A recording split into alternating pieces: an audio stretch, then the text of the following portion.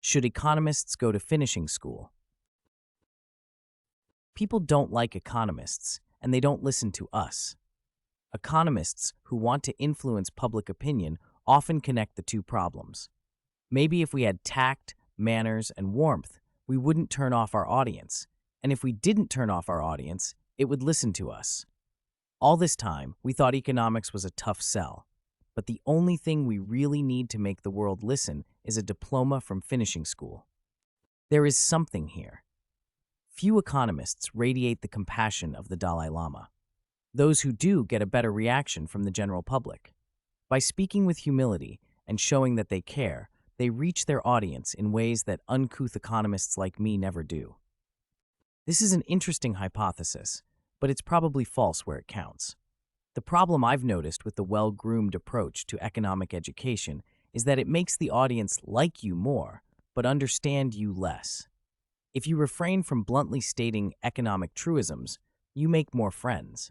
But they are your friends because they don't grasp that you are defending socially unacceptable conclusions. There is no nice way to tell people they talk too much.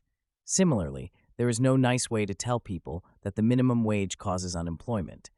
If a normal person is still smiling after you make your point, he probably didn't get it, because the conclusion is inherently unsettling. One of my favorite examples, I gave a 90-minute lecture on the minimum wage to my intro econ class. It seemed to go over well, but afterwards, I felt a little guilty.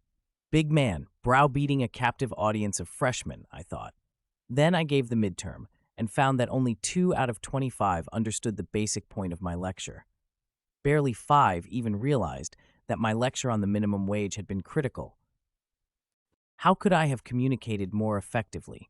Should I have made my initial lecture more genteel? Negative. Then no one would have understood me. The solution, rather, was to be more blunt. I was, and by the final exam, only 2 or 3 still didn't get it. But what good does it do if the public understands you without liking you? Only a little. But if economic education is your goal, it is far worse if the public likes you without understanding you. Once people know your position, there is at least a chance that they will start wondering if you're right. The people who want to send economists to finishing school have their hearts in the right place.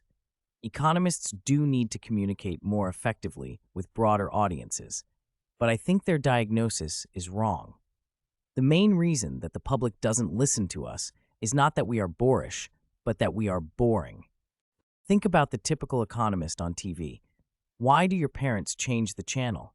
It is not because he offends them, but because he puts them to sleep. And this is good news, because it means that economists are currently below their communication possibilities frontier. By being blunt, economists can bore less and teach more. In other words, we can increase both the amount that people listen to us and their likelihood of grasping our point.